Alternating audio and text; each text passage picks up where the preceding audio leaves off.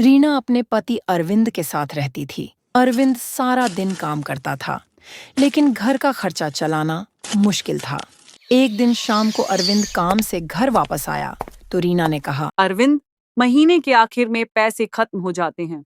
मैं चाहती हूँ कि हम कुछ ऐसा करें जिससे हमारे हालात बेहतर हो जाएं। रीना, मैं भी बहुत कोशिश कर रहा हूँ, लेकिन गांव में रोजगार के मौके बहुत कम हैं। क्या तुम्हें याद है हमारे घर के पीछे जो बगीचा है, उसमें कितनी खाली जगह पड़ी है? अगर हम वहाँ सब्जियां उगाए तो? सब्जियां? लेकिन रीना, ये काम कौन करेगा? और अगर तुम उन्हें बेचने बाहर जाओगी तो लोग बातें बनाएंगे। लोगों की बातों की परवाह क्यों करें? अगर हमारा घर खुशहाल हो जाएगा तो वही लोग हमारी तारीफ करेंगे।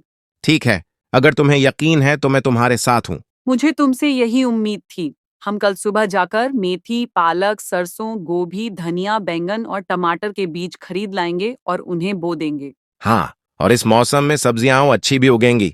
हमारी अच्छी खासी कमाई हो जाएगी। अगले दिन रीना और अरविंद मिलकर सब्जियां उगाने के लिए बीज खरीद लाते हैं और मेहनत से बगीचे में बीज बो देते हैं। रीना, मैंने कभी नहीं सोचा था कि यह जमीन भी हमारे काम आएगी।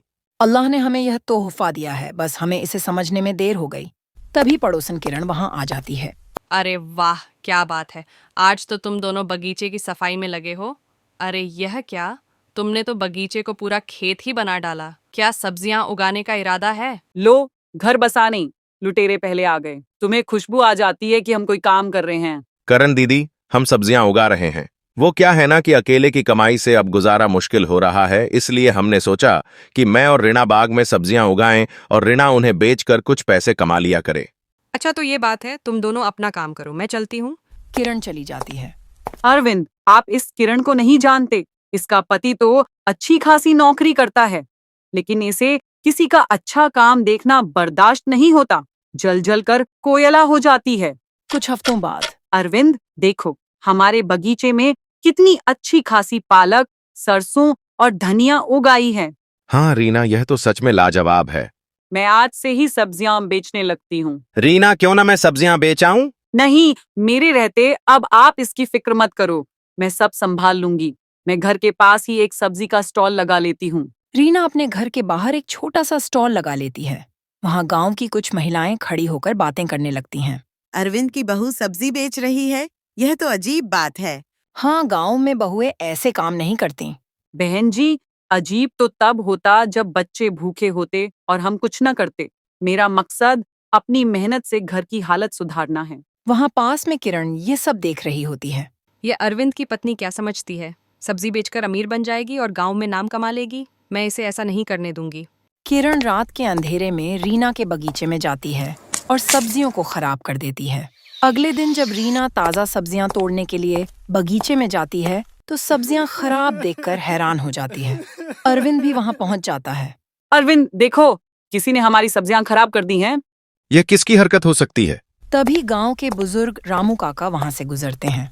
अरे अरविंद, रीना बहू, क्यों परेशान हो? क्या हुआ? काका, यह देखिए, किसी ने हमारी सारी सब्जियां खराब कर दी हैं। बेटा, मैंने रात को किरण को तुम्हारे बगीचे के पास देखा था। किरण? लेकिन वह ऐसा क्यों करेगी? रीना ने इतनी मेहनत से यह काम शुरू किया था, लेकिन किरण ने सारा काम खराब कर दिया। किरण बहुत खुश थी। अरे किरण, आज क्या बात है? बड़ी खुश लग रही हो। अरे बात ही कुछ ऐसी है, तुम्हें पता है। किरण अपने पति मोहन को सारी बात बताती है। मोहन को किरण का यह व्यवहार अच्छा नहीं लगता। वह शाम को अरविंद के घर जाता है। अरविंद भाई, किरण की तरफ से मैं आपसे माफी मांगता हूँ। मैं चाहता हूँ कि किरण अपनी जलन की आदत छोड़ दे। मोहन भाई, कुछ नहीं होता। थोड़ा नुकसान हुआ, लेकिन कोई बात नहीं। इस बार नहीं तो अगली बार सही। नहीं रीना बहन, मैं चाहता हूँ कि किरण सही रास्ते पर आ जाए। इसमें आप मेरी मदद कर सकते हो। कैसी मदद भैया? मोहन चाहता था कि किरण सीधे रास्ते पर आ जाए, इसलिए वो एक उपाय सोचता है।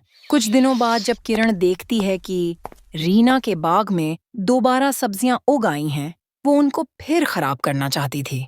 अरविंद और रीना जानते थे कि किरण उनकी बातें सुन रही हैं। रीना, तुम जानती हो कि इस बार पालक बहुत महंगी बिक रही है। इससे हमारी अच्छी कमाई हो जाएगी। हाँ, लेकिन अनीता भाभी की शादी में जाना भी जरूरी है। हम वहां से आकर पालक काट लेंगे। हमारे बगीचे से कौन सा वह चोरी हो जाएगी। जाओ जाओ शादी में, पीछे से मैं पालक का एक पत्ता भी नहीं छोड़ूंगी।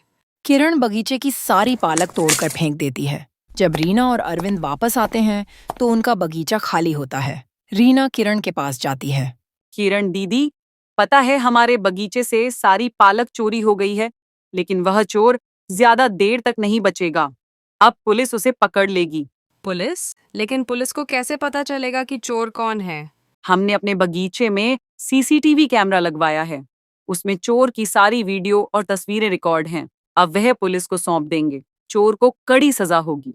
कैमरा? लेकिन मैंने तो कहीं कैमरा नहीं देखा। क्या कहा किरण दीदी? मैंने सही सुना?